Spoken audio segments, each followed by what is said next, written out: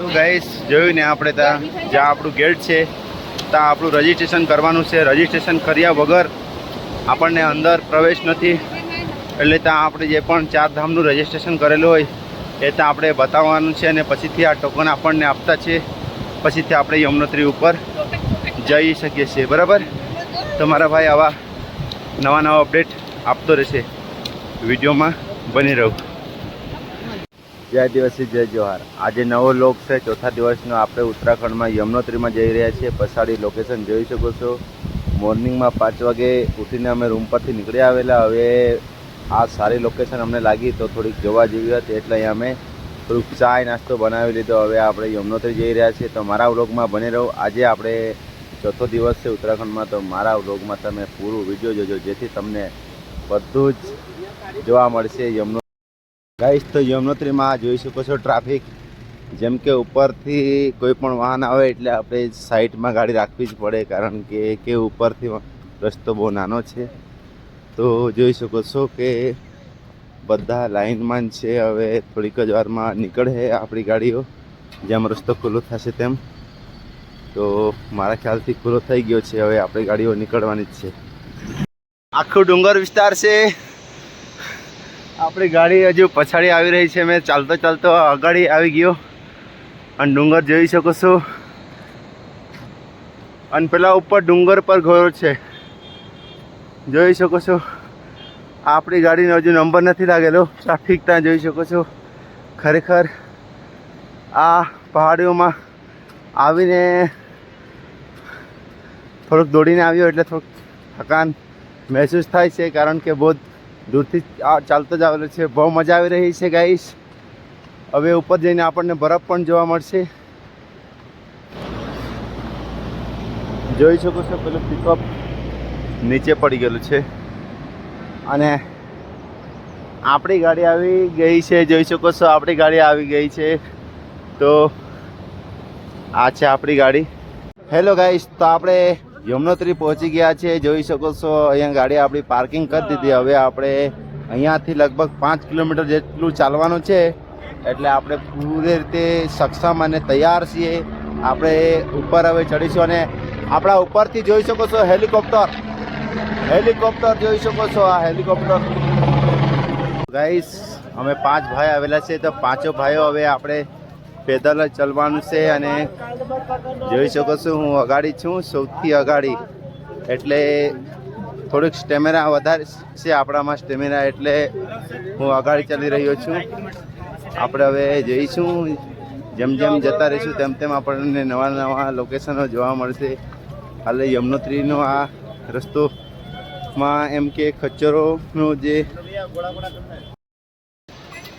યમનોત્રી માતા કી જય હો.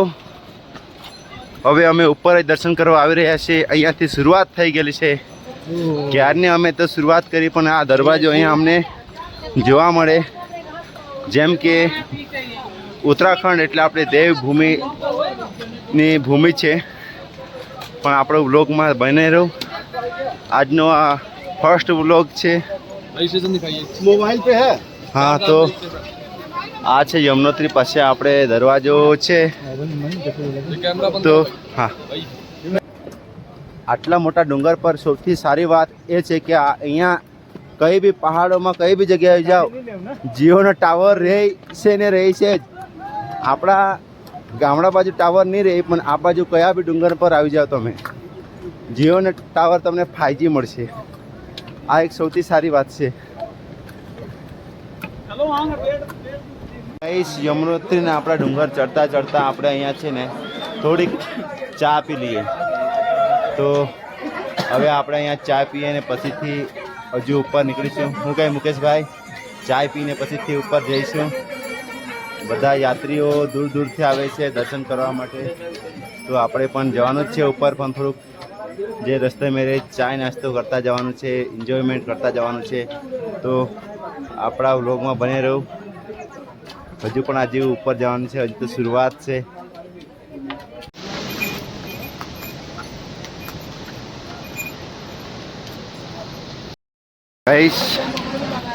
પહેલાં તો આપણે જેકેટ ટોપી બધું પહેરીને યમનોત્રીના દર્શન કરવા નીકળેલા, પણ હાલનો મોસમ એવું છે કે તાપ આવી ગયો એટલે ચડતી એટલી બધી છે કે ચડતા ચડતા આપણો એટલું બધું પરસેવા થઈ ગયા છે, એટલે આપણે જેકેટ કાઢીને માથામાં પહેરાવી દીધું અને હવે મસ્ત મજાનું થોડુંક ઠંડી ઠંડી હવા પવન આવી રહી છે. આ લાઈવ નજારો જોઈ શકો છો. એકવાર નીચે પડ્યા ને તો સમજો જય માતાજી. ખૂબ જ ભયજનક રસ્તો છે આ. એકવાર જો નીચે પડી ગયા ને તો ભગવાન રામ રામ એવું જ થઈ જશે. કેમ છો સતીશભાઈ, અમારા મિત્રો સાથી? કેવું છે? ક્યારના તો જેકેટ પહેરીને કેમ રે આટલું ઠંડીના મોસમમાં પણ તમને જેકેટ મસ્ત પહેરેલો ને હવે હું હમણાં ગરમીનું પ્રમાણ વધી ગયું, ચાલતા ચાલતા સ્ટેમિના વધી ગયું, ગરમી વધવા લાગી તો જેકેટ કાઢવા પડ્યું. આ જો આ મુકેશભાઈ લોકો પણ હમણાં જેકેટ કાઢીને લાકડી લઈને ચાલવા લાગ્યા. પહેલા તો એમ જ ઘોડાની જેમ દોડવા લાગેલા, હમણાં તો લાકડી લઈને દોડતા થયા છે. બરાબર બરાબર, તમે જોઈ શકો છો, આ લાઈવમાં જોઈ શકો છો. હા, એ બી સાચી વાત છે. આ જો લાકડી લઈને દોડતા થયા. આ જોઈ શકો છો, ભૂપેન્દ્રભાઈ છે, જિગ્નેશભાઈ છે. તો ખરેખર ખૂબ જ મજા આવી ગઈ ગઈશ. આ લાઈવ નજારો જોઈ શકો છો. કેવું લાગે? બરફ જેવું જ લાગે ને. આ 1 મહિના પછીથી આપણને અહીંયા બરફ જોવા મળશે. હા જો બધા આપણે યાત્રીઓ જઈ રહ્યા છે. અહીંયાથી બી રસ્તો છે, પણ આપણે રિસ્ક નથી લેવાનો. જોઈએ તો થોડુંક લેટ થાય તો કંઈ નહીં, પણ આપણે રસ્તા જે પગયાત્રા છે એ જ રસ્તા પર જઈશું. જોઈ શકો છો બધા ડુંગર ચડી રહ્યા છે. અમારે ત્યાં ઉપર ડુંગર પર જવાનું છે. જય માતાજી. તો હા સતીશભાઈ, પેલા આ દૂરથી બરફ દેખાતો હતો ત્યાં જોઈ શકો છો બરફ. હા આજ અહીંયા એક ફોટો લઈ લઈએ, સેલ્ફી ઉભા રહ્યો બધા. એમ આપણે ના વિચારવું જોઈએ કે આપણે લાકડી ના લેવું, પણ લાકડી લેવાની જ આપણને બહુ જરૂર પડે છે આની. આ રહી તો થોડીક થકાન દૂર થાય છે. હવે ફિલિંગ થતી છે કે થોડીક તો આપણને આ લાકડીની રસ્તામાં સખ્ત જરૂર, ખૂબ જ જરૂર પડે છે. હવે ખબર પડી કે આ લાકડીની શું કિંમત છે. સ્ટાર્ટિંગમાં તો હું ના પાડતો હતો, પણ હવે ખબર પડતી છે કે આ લાકડી વગર આ યમનોત્રીની યાત્રા કરવાની ખૂબ જ અઘરું છે. એટલે સ્ટાર્ટિંગમાં તમે આ લાકડી લઈ લેજો. 30 રૂપિયાની મળે છે. જેમ કે મુકેશભાઈએ સારી અમને ગાઈડ આપી કે લાકડી લઈ લઉં, તો અમે લઈ લીધી. ચાલો લઈ લઈએ. થેન્ક યુ મુકેશભાઈ, તમારો આભાર. આ યાત્રામાં અમારું માર્ગદર્શન આપી રહ્યા છો. તો ફોન મૂકું છું, જરાક ચડતી આવી રહી છે. હવે હજુ ચડવું પડશે. ગાઈસ જોઈ શકો છો, આપણે ત્યાં ઉપર ટેકરા ઉપર જવાનું છે. તો કાં બી જવું આપણને ફક્ત ડુંગર જોવા મળશે, બીજું કંઈ નહીં. હવે તો ચડો ઉતરો બસ એ જ છે. ઉત્તરાખંડમાં તો આપણે દેવભૂમિ જમીન છે, તો હવે આ આપણું એક જ કામ છે કે ચડો ઉતરો બસ. આ ઉપર પહાડ મોટું ડુંગર દેખાય, ત્યાં આપણે ઉપર જવાનું છે. જોઈ શકો છો ગાઈસ. મારા વિડીયોમાં બની રહું ગાઈસ. ભલે આપણે 20 રૂપિયામાં મળતી હોય, કોઈ આપણે યમનોત્રી પર ઉપર ચડી જાય ને એટલે આ 50 રૂપિયામાં બાટલી મળે. એટલે તમારે એવું કંઈ સ્ટેમિના માટે જોઈતું હોય તો નીચેથી તમે લઈ આવી શકો છો, કારણ કે ઉપર એટલો વધારે ભાવ છે. એટલે તમે ઉપરથી બી લઈ શકો છો, પણ ઉપર આનું 20 રૂપિયાવાળું 50 રૂપિયા ભાવ છે. સ્ટેમિના જોઈએ ને.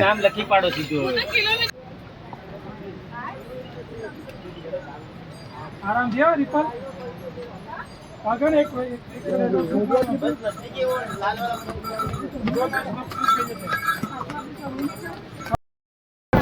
तो गाइस आखिरकार है यमुनोत्री धाम आपका हार्दिक स्वागत करता है। तो આપણે હવે યમુનોત્રી થોડુંક આવી જ ગયા, જોઈ શકો છો આપણા નજીક જ હવે મંદિર છે। આટલા ડુંગર ઉપર ચડતા ચડતા ચડતા થાકેલા હતા, બધી અહીંયા મંદિર પર આવીને બધી થકાન દૂર થઈ જાય છે, એટલે જરાક પણ ચિંતા નહીં કરતા, કારણ કે ઉપર આપણને મંદિરને જોઈને જ આપણી થકાન દૂર થઈ જાય છે। આપણે જોઈ શકીએ છીએ અહીંયાથી જે ઉપર ડુંગર ઉપર જોઈ શકો છો ઉપર બરફ છે, અને આ તે આપણે જોઈ શકો છો મંદિર, જે દેખો મંદિર માતાજીનું મંદિર છે। જો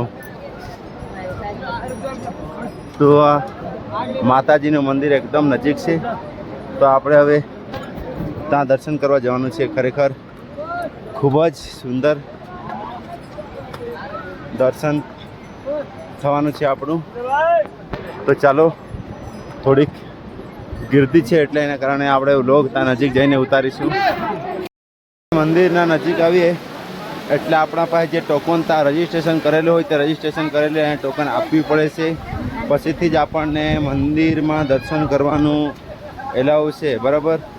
તો જે આપણી ટોકન છે એ સાચવીને લાવજો, કાં ખોઈ નહીં આપતા, કારણ કે ત્યાં અહીંયા આપીને પછીથી આપણને અંદર મંદિરના દર્શન કરવા જવાનું છે। જોઈ શકો છો હવે શેષ એકદમ યમુના મંદિર અહીંયા જોઈ શકો છો, આપણે એકદમ નજીકમાં છે। આપણે ત્યાં નજીકમાં જઈને દર્શન કરીશું। હું મોબાઈલ એલાઉડ હોય તો આપણે ચોક્કસ લાઈવ બતાવીશ ત્યાં જઈને। આ પર જોઈ શકો છો પેંડા ને બધું જ અહીંયા મળી રહ્યું છે, અને યમુના જે આપણે બોટલમાં આપણે યમુના માતાનું પાણી લેવા માટે અહીંયા બોટલો મળતી છે। ખરેખર જોઈ શકો છો ચારે બાજુ બોટલો મળી રહી છે, તો બોટલો લેવું પડશે અહીંયાથી આપણે। તો ચાલો આપણે અહીંયાથી એક બાટલો 5 બાટલી લઈ લીધી। યમુનોત્રીમાંથી જે આપણને અહીંયાથી પાણી લઈને પછીથી આપણે છે ને કેદારનાથમાં ચડાવવાનું છે, બરાબર।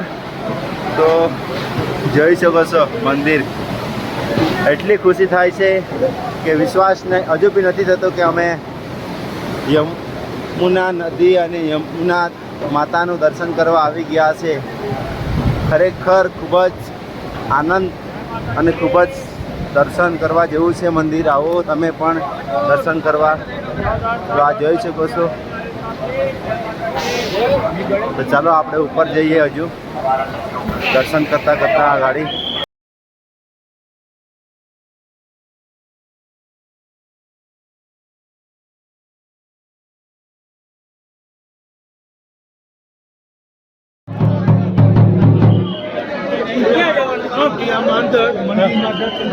આમ સીધા